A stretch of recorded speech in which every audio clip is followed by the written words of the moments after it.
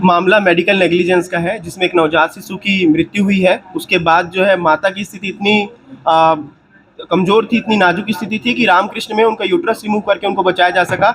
Uterus तो remove हो गया, जान तो बच गई, लेकिन अब आने वाले समय पर उनको संतान उत्पत्ति का कोई अभी रास्ता नहीं है। और ये सारा जो दंश है, ये सारा जो नारकी स्थिति में जो परिवार को लाया गया है, ये 2 डॉक्टर इसमें जिम्मेदार हैं, डॉक्टर सुरभि महोबे, सौरभ महोबे, जिन्होंने लापरवाही ढंग से इस चीज़ों को हैंडल बिल्कुल भी नहीं किया। इस वजह से ये सारा चीज़ हुआ है। क्या चाहते हैं? अभी हम लोग इस पर न्याय चाहते हैं। इस प्रकार की जो अस्पताल है, ऐसी जो अस्पताल है जहाँ पर ऐसा कृत्य होता है, उस पर सील लगे। कुमुद महोबे मेमोरियल हॉस्पिटल पर सील लगे, ताला लगे और कठोर धाराओं के अधीन दोनों डॉक्टरों पर, जो भी दोषी डॉक्टर हैं, उन पर कार्रवाई हो। इस मामले पर माननीय मुख्यमंत्री जी, माननीय गृह मंत्री जी, माननीय स्वास्थ्य मंत्री जी, जिलाधीश महोदय, माननीय स्वास्थ्य सचिव, मेडिकल काउंसिल छत्तीसगढ़, भारतीय राष्ट्रीय मेडिकल काउंसिल, सभी जगहों पर शिकायत हुई है। सीएमएचओ साहब, कलेक्टर साहब, एसपी साहब, थाना प्रभारी महोदय, सभी जगह शिकायतें हुई हैं।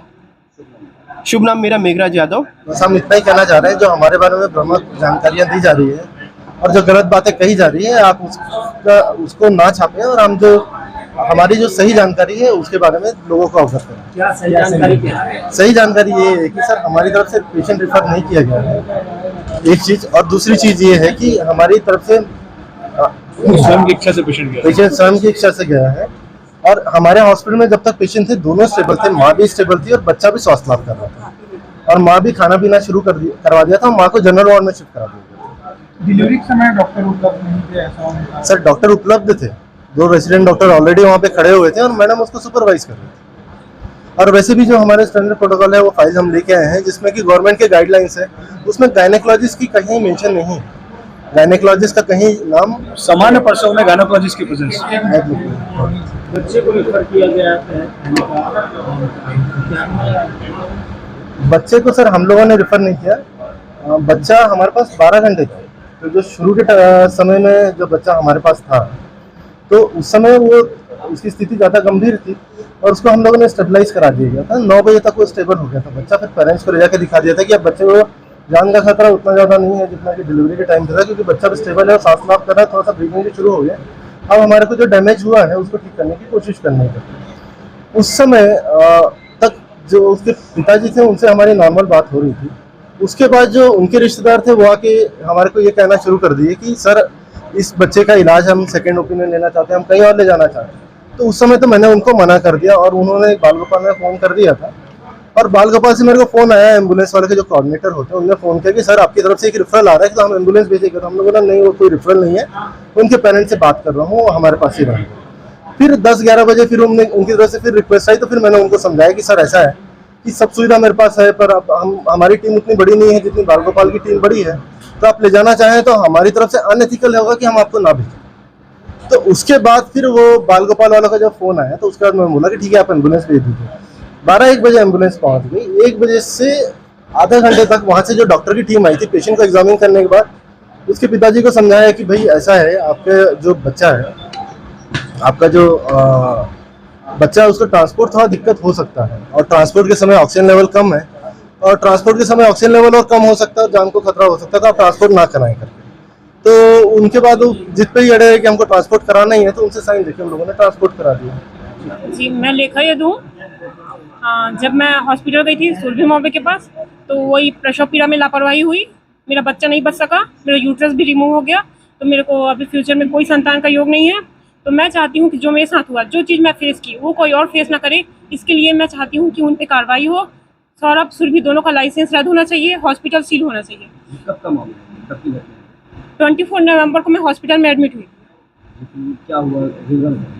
जी, मैं जब मैं रेगुलर चेकअप के लिए गई थी, तो मेरे को मैम बोली कि आप एडमिट हो जाइए, आज आपका प्रसव करा देंगे हम। फिर मुझे पेन नहीं हो रहा था, तो मुझे आर्टिफिशियल पेन देके 2 बार आर्टिफिशियल पेन दिया गया और मुझे एडमिट कराया गया। जब मेरा लेबर पेन स्टार्ट हुआ, तब मेरे पूछने पर कि मैडम कहाँ हैं, बोला गया कि मैडम नहीं है। मैडम की अनुपस्थिति में वहाँ पे जो नर्स रहते हैं, जो उनके स्टाफ वाले, उनके द्वारा मेरा प्रसव कराया गया। उनका जो भाई है सौरभ, वो टाइम पे आता था चेक करने के लिए कि क्या हो रहा है, प्रोसेस कहाँ तक पहुँचा, बस इतना बोल के चेक कराया गया था। और वहाँ पे कोई और ऐसे डॉक्टर नहीं थे, सिर्फ नर्सों के भरोसे मुझे छोड़ के गया था वहाँ पे। मैडम कहाँ गए? मेरे को तो नहीं पता, पर जब मैं पूछी वहाँ पे तो बोला गया कि मैडम पार्टी में गई है, आ रही है, मैडम पार्टी में गई है, आ रही है, मुझे सिर्फ इतना ही बोला गया था। अब मुझे ये तो नहीं पता मैम कहाँ गई थी, पर वो वहाँ पे नहीं उपलब्ध थी। लेखा यदु। ये एक सामान्य प्रसव हुआ। हाँ, मैं उस समय हॉस्पिटल में ही दूसरे केस में रहती थी। सामान्य प्रसव हुआ, डॉक्टर द्वारा ही कराया गया, जो क्वालिफाइड डॉक्टर है एज पर MCI गाइडलाइन। एक MBBS, BA, MS या एक क्वालिफाइड नर्स प्रसव करा सकती है। प्रसव हुआ, इसके बाद में पेशेंट का PPH भी मैनेज हुआ।